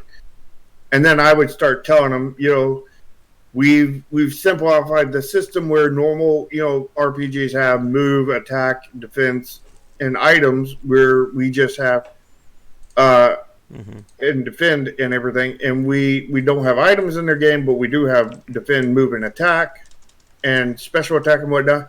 But we've condensed that down into 2 buttons, so that is now just move and attack and defend. And every time you click on it, it will move, or move and attack, move and defend, kind of thing. And when you click on attack, that breaks into specials and normal.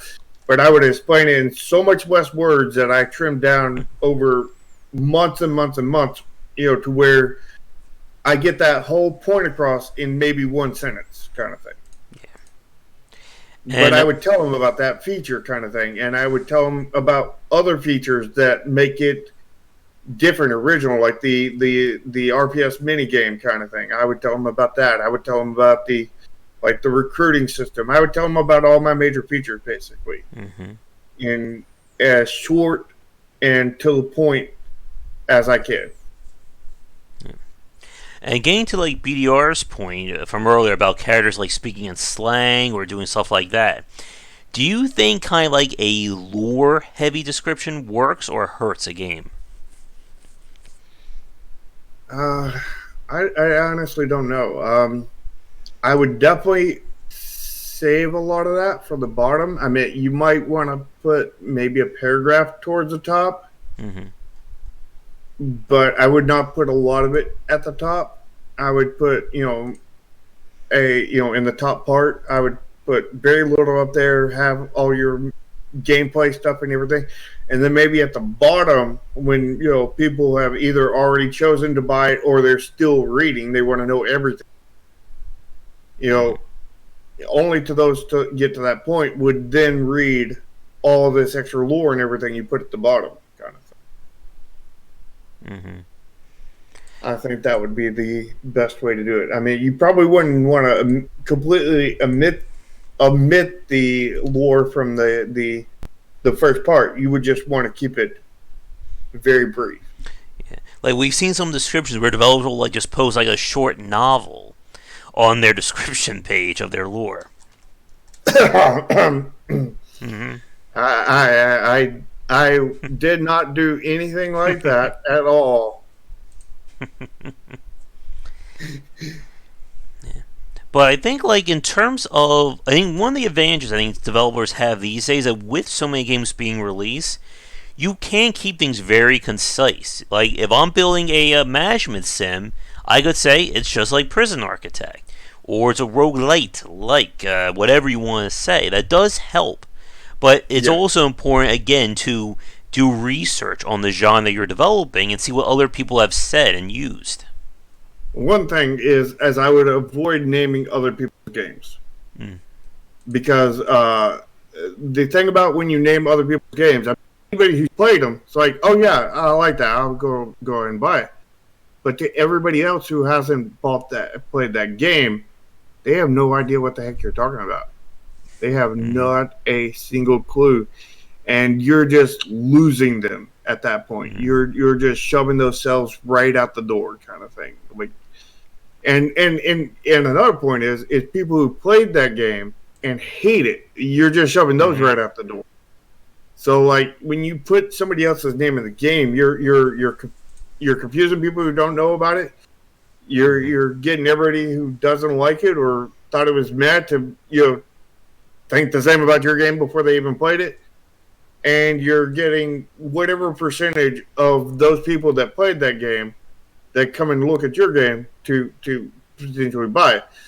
So you're getting a percentage of sales, and then you're shooting yourself on the foot for everything else. And then that percentage, if it's not exactly what they expect, they're probably going to refund it right away. Yeah. And you're going to have like 0 sales. So here's a question then. Do you think it's wise in your description to include a general average length of your game? Where you see some titles go, it's a 10 to 20 hour RPG. It's an 80 to 100 hour real time strategy game, and etc.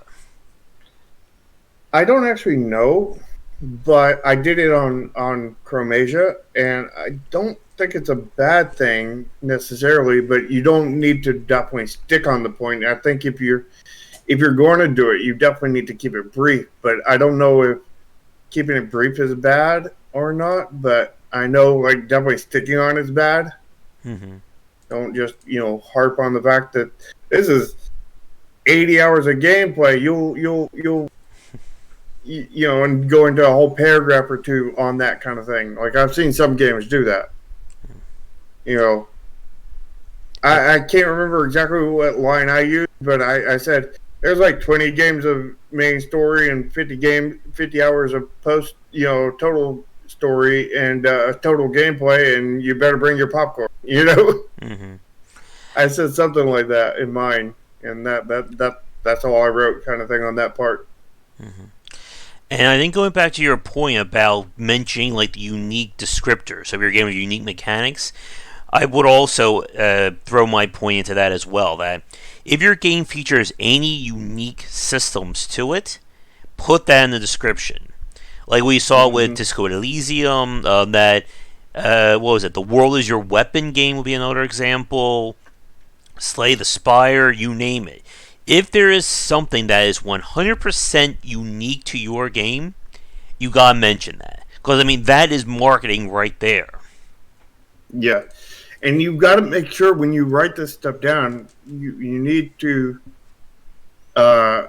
make sure everything is written out in such a way that it is very favorable to your game, kind of thing.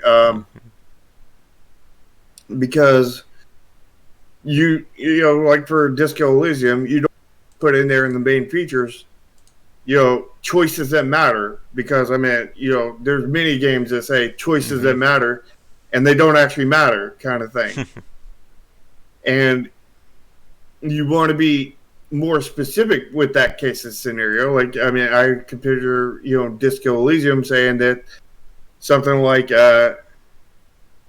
you can make choices, and those choices can, end up in instant death. It can end up in going on path A or path B.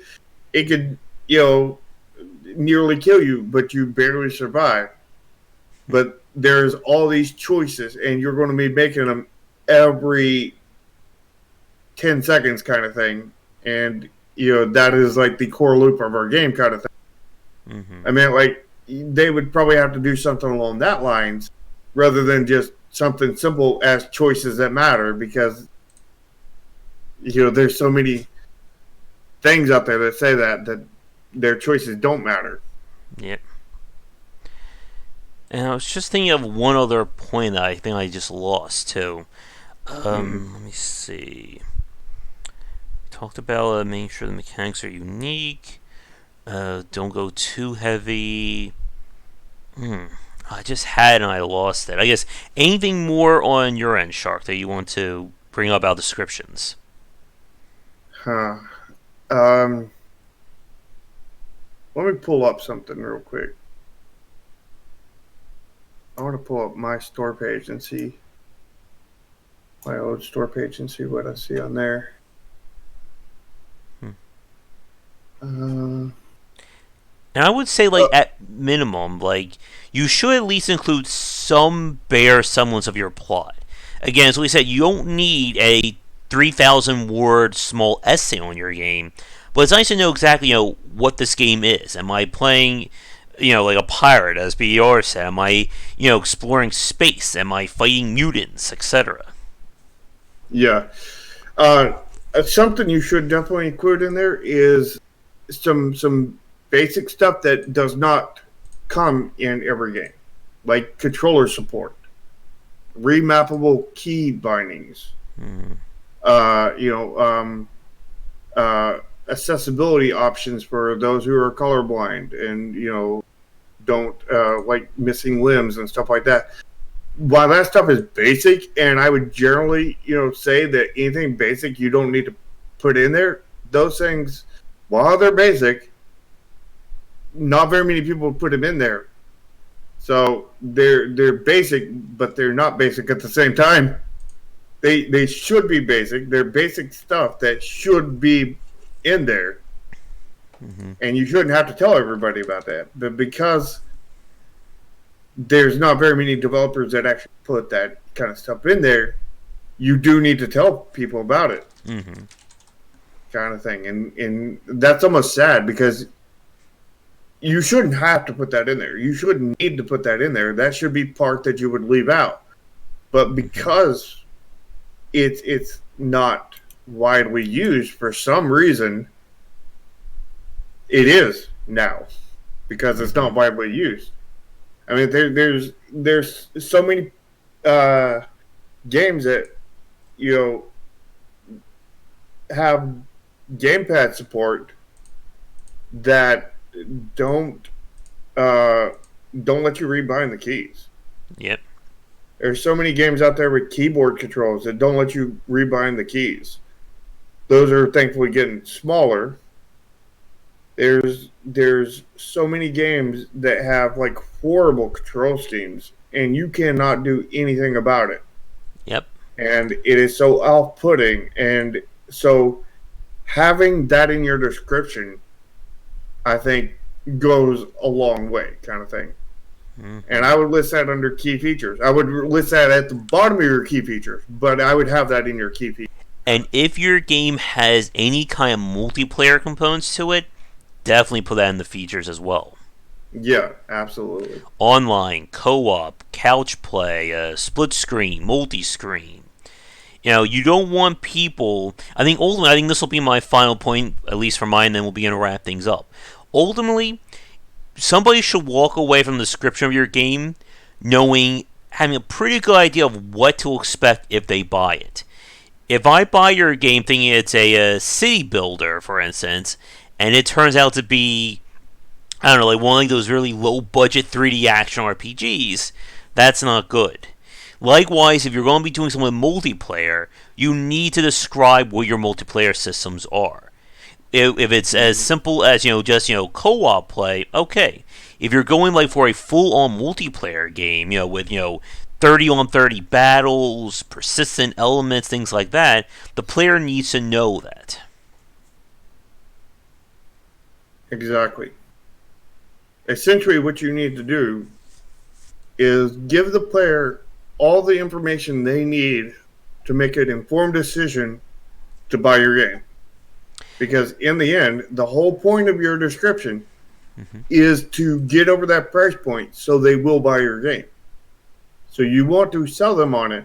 Of course, not everything applies to everybody. Some people don't like first-person shooters, and if you put that in your description, you're going to turn people away from that. Yeah. But, I mean, they're going to be turned away from it the second they boot the game and they find out that first-person shooter, and they're like, instantly refund it. So, I mean, I would rather lose them in the description, because they don't like the genre, rather than have them refund the game. Mm-hmm. Because that just causes trouble for both of us. And I think it should go without saying, but we need to say it. Don't lie about your game in the description as well. Mm-hmm. It sounds like that should be common sense, but I'm sure somebody's out there thinking that they could do that. Yeah, I mean, my game description is the game is made out of solid gold. If you play this game, you'll be rich within the first year. and if you're not, I'll give you 1,000% of your money back, but only after you have 2.5 hours into the game. Yeah. Mm-hmm. Yep, exactly. As to BDR's comments there, I should know what I'm getting into after reading the description of the game.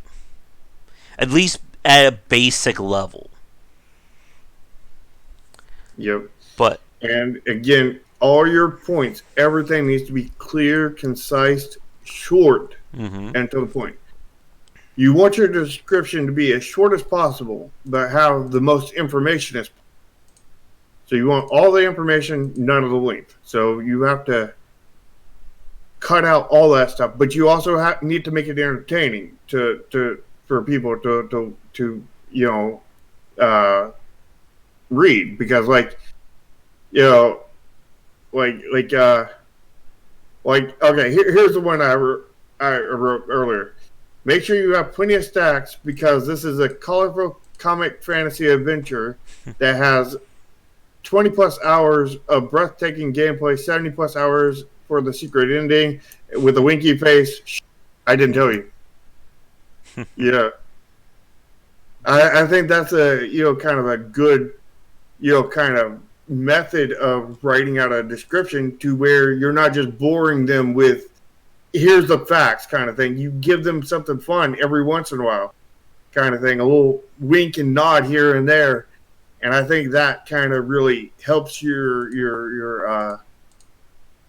thing come alive. And mind you, that is one of my bullet points on my key feature. Yep. All right. But I think with that, we will wrap things up for this week. Of course, we're going to be entering fully into the holiday season now. Next Sunday, we'll be discussing, I guess, our games of the year. We'll see how things work out there. But as always, thank you for tuning in. If you're watching this record and would like to get this video a little bit early, be sure to check out the Patreon, patreon.com/GWBycer. You can follow me on Twitter at GWBycer, and come back for daily discussions on game design here and on Game Wisdom. Now, for you, Shark, if people want to follow you, what are the best ways? Well, the very best way would be in the recorded version of this. There will be a link to my Discord that you can join. Mm-hmm. And then the other way would be you can follow my Twitter at Nexus Games INC 1. And there I will be posting all kinds of stuff. Hashtag soon. Again, as usual, on the game. I'm still waiting for my artist to get that one background for me, so I can start posting stuff, because I can't post it with the backgrounds, because then I'll get into trouble, because they don't belong to me, and I can't post them without the backgrounds, because they look way worse. They look like 100 times worse without the background. So yeah, waiting on that. But as soon as I get some backgrounds, hashtag soon, we will be getting some amazing stuff coming up on that Twitter account. And I'm looking forward to that point, if that point ever gets here. Hashtag soon. All right. And thank you, Mojo, again, for the Super Chat donation. I really do appreciate all of it coming in. And again, if you would like to get early access to these videos, that will be a new Patreon incentive going to 2020. But we'll be back for some later game streaming of I don't know what just yet, and come back for daily discussions on game design here and on Game Wisdom, where examine the art and science of games.